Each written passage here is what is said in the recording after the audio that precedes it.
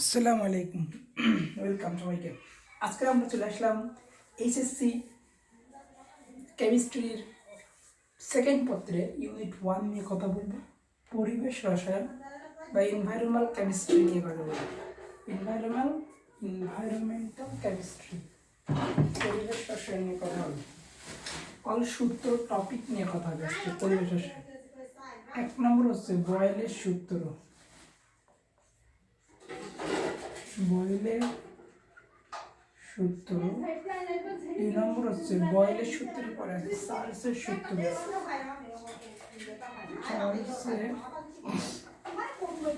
সূত্র, গোলসেকের সূত্র, গোলসেকের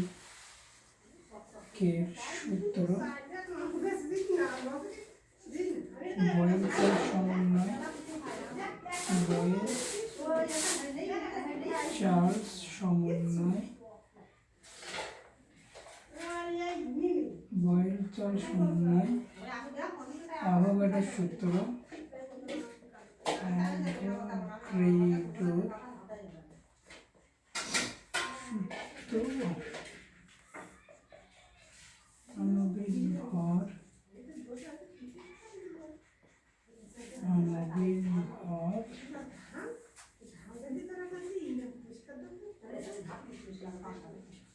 গতিশক্তি,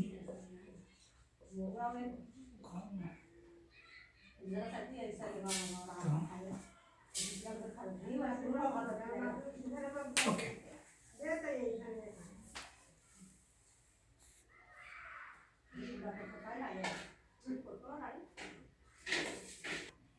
ওকে, আমরা প্রত্যেকটা ফর্মুলা একে একে কথা বলি। প্রথমত বয়েলের সূত্র।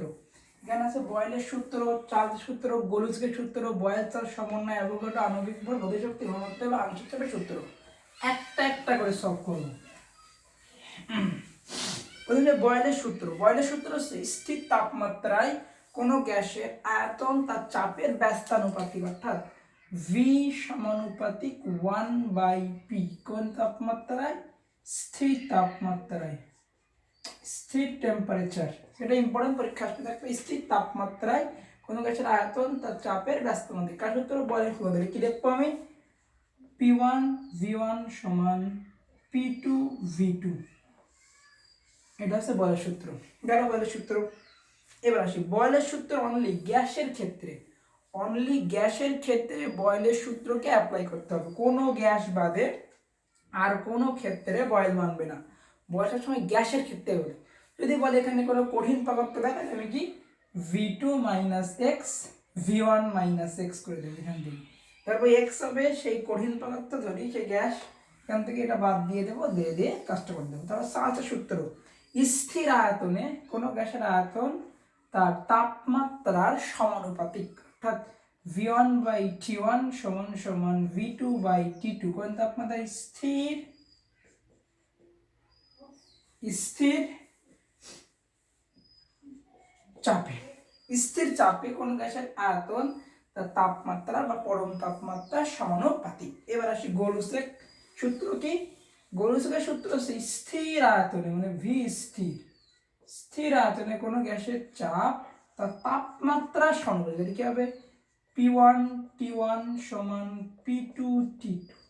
এ হচ্ছে গোলসেকের সূত্র। এবার আসি বয়েল চার্লস সমন্বয় সূত্রটা কিরকম? বয়েল এবং চার্লস সূত্র সমন্বয় করে কিভাবে হয়?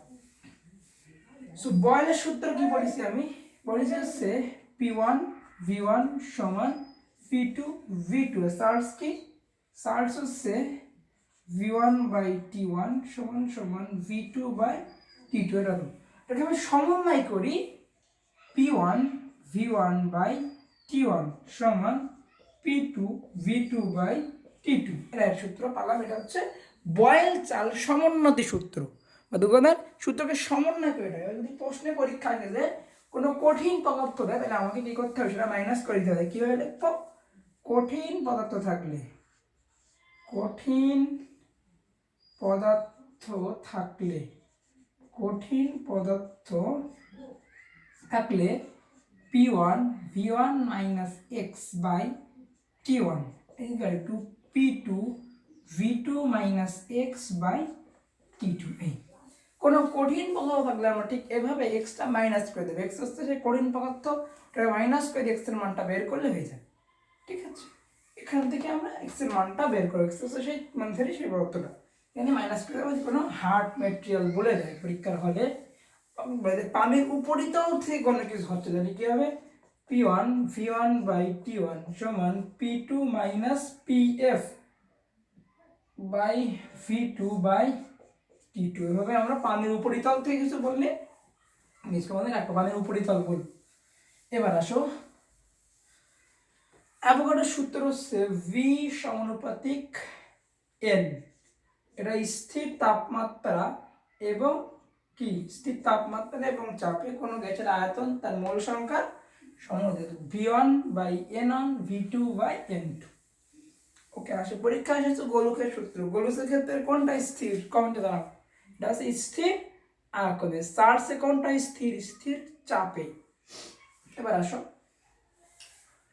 আংশিক সূত্র, সেটা হচ্ছে PV is equal to nRT।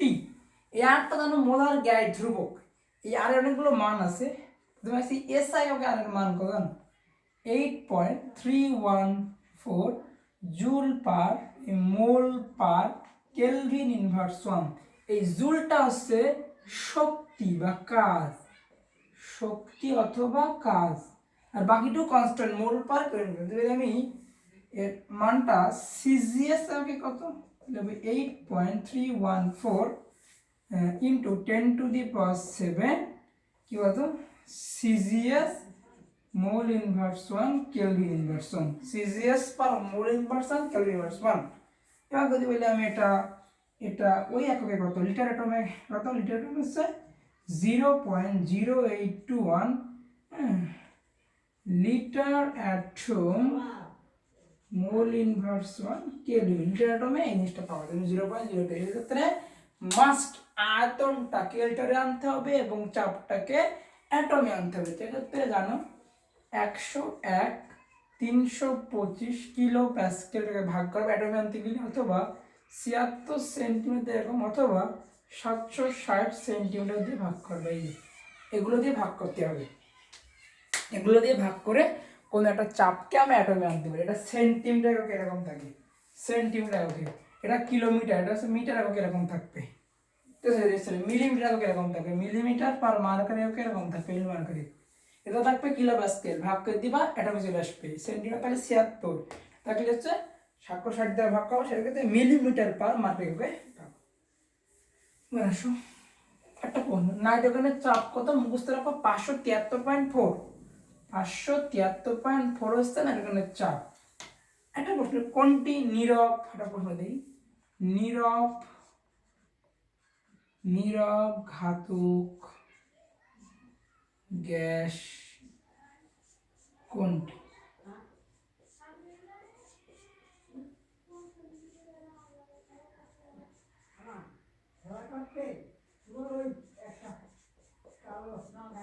নিচের কোনটি নীরব ঘাতক গ্যাস, কোনটা আনসার হবে কার্বন মনোক্সাইড হচ্ছে নীরব ঘাতক গ্যাস। এটা অ্যাডমিশনে আসবে, দেখবা কোনটি নীরব ঘাতক গ্যাস, এটা হবে কার্বন ডাইঅক্সাইড। বইতে দেখে নিবা কার্বন ডাইঅক্সাইড নীরব না। এবার সে আমরা লুইস অ্যাসিড গুলো দেখাই। লুইস অ্যাসিড লুইস অ্যাসিড হচ্ছে ক্যালসিয়াম 2 দিয়ে এবং ক্যালসিয়াম 3 দিয়ে কিছু লুইস অ্যাসিড 2 দিয়ে আসছে বেরিলিয়াম ক্লোরাইড এবং জিঙ্ক ক্লোরাইড। ঠিক আছে, এছাড়া আছে হচ্ছে সি দিয়ে BCl3 FeCl3 অ্যালুমিনিয়াম ক্লোরাইড, আরও আছে অ্যালুমিনিয়াম ক্লোরাইড BF3। মোটা একটাই আছে অ্যালুমিনিয়াম ক্লোরাইড BCl3 BCF3, আর এগুলো হচ্ছে Cl দিয়ে, এটা হচ্ছে Cl2 দিয়ে। এছাড়া আছে হচ্ছে কার্বন ডাইঅক্সাইড, সালফার ডাইঅক্সাইড এবং কপার 2+। এগুলো হচ্ছে সব কি, প্রত্যেকটা কি বলতো, প্রত্যেকটা কি এটা লুইস অ্যাসিড। এটা এগুলো সব লুইস অ্যাসিড হিসেবে কাজ করে। তো তারপর আসলে লুইস অ্যাসিড এবার আসো মেন জিনিসে, দেখো তাহলে PV is equal two nRT, তাই না? আমি গেলাম PV is equal two nRT, PV is equal two nRT, ধরলাম পি1 ভি1 পি2 ভি2 পি3 ভি3, তাই না? সো এখানে আর টি তো কনস্ট্যান্ট হতে পারে না, তো পি1 ভি1 আমরা উভয় পাশে ডান সাইডে এই সমীকরণগুলো এক পাশে লিখে পাই PV is equal two P one V1 plus পি2 ভি2 plus পি3 ভি3 dot dot dot PN VN. এইটা হচ্ছে আংশিক চাপ সূত্রের ফর্মুলা। বাই পাশে ডান সহগের সমাধানগুলো সমীকরণগুলো আমরা একসঙ্গে করে পাইছি P V is equal two PN VN পি2 ভি2 পি3 ভি3 equal to PN VN. এটা হচ্ছে একসঙ্গে সমাধানের সূত্র।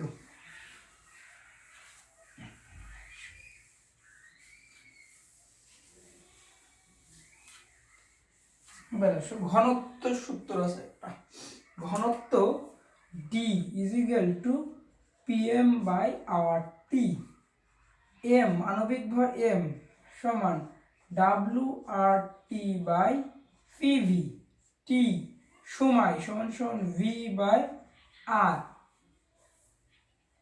আর আছে ডি সমান সমান এম বাই ভি, গতিশক্তি ই কে 3/2 এন আর টি অথবা ই কে মোল সমান 3/2 আর টি, অথবা অথবা দেখা যাচ্ছে ই কে গতিশক্তি সূত্র, প্রত্যেকটা গতিশক্তি সূত্র ই কে, অথবা E K is equal to N by N A R T. এই হচ্ছে আমাদের প্রথমটা আছে ঘনত্ব, তারপরটা আছে আণবিক ভর, তারপরটা আছে সময়, তারপরটা আছে ডি, তারপরটা ই কে মোল বললে এটা, আর যদি প্রতি অণুর জন্য পড়ে তাহলে এই ফর্মুলা ইউজ করতে হবে N by N A R টি। ওকে, আংশিক চাপ আর মোল ভগ্নাংশ এটা লিখি। আংশিক চাপ, আংশিক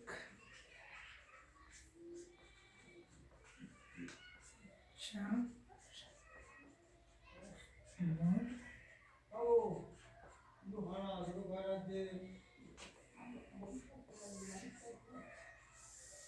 আংশিক চাপ এবং মোল ভগ্নাংশ, এটা একটু কথা বলবো।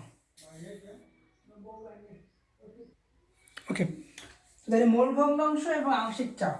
তো প্রথমে মোল ভগ্নাংশ, কোনো একটা মিশ্রণে একটি উপাদানের মোল ভগ্নাংশ এবং উপাদান সমূহের মোল ভগ্নাংশের অনুপাতটাকে বলা হয় এই মোল ভগ্নাংশ। যেমন এক্স অফ হাইড্রোজেনের মোল ভগ্নাংশ, তাহলে কি হবে? হ্যাঁ, মানে হাইড্রোজেনের মোল বসবে আর মোট মোল সংখ্যাটা বসবে, এটা হচ্ছে সূত্র এই মোল ভগ্নাংশ। কোনো স্পেল সূত্র লেখা যায় না। এক্স অফ হাইড্রোজেন মানে হাইড্রোজেনের মোলটা বসবে যেটা পরীক্ষায় উঠে যাবে, আর মোট মোলটা যোগ করে, এটা হচ্ছে কি মোল ভগ্নাংশ। এটা পরস্পর বিক্রিয়াহীন একাধিক গ্যাসের পরিবর্তে একটি গ্যাস ব্যবহার করে যদি চাপ দিত তাকে বলা হয় তার আংশিক চাপ। যেমন কি কি আংশিক চাপ সূত্র কি? আংশিক চাপ সমান মোল ভগ্নাংশ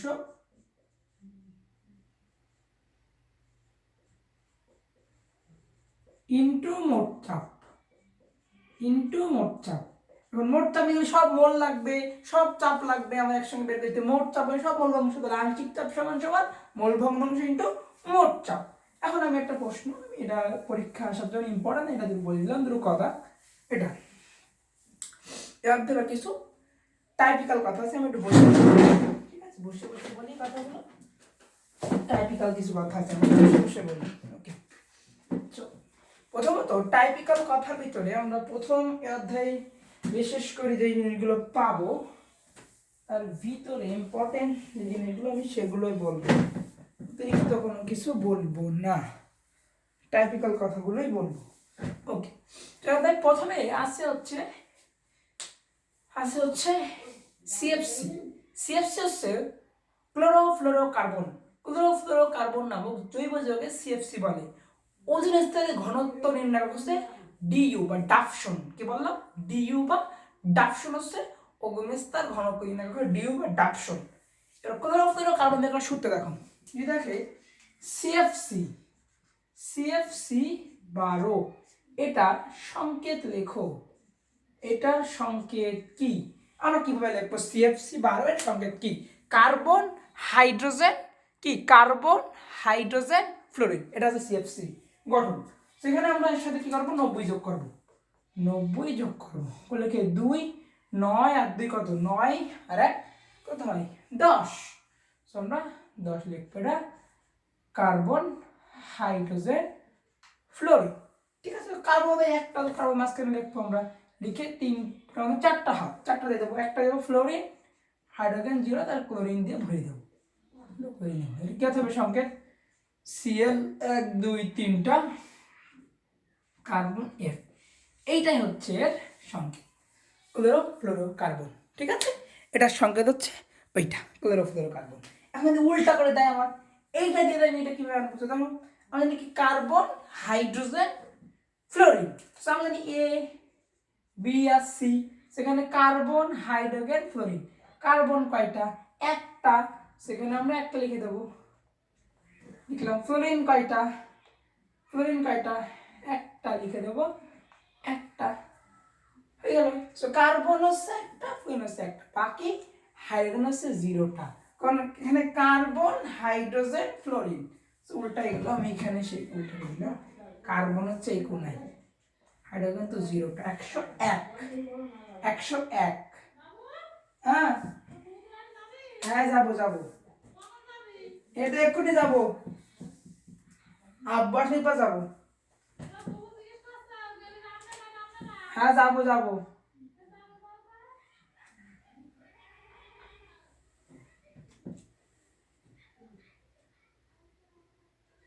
তাহলে ক্লোরোফ্লোরোকার্বন এর পাইছি কত? 101।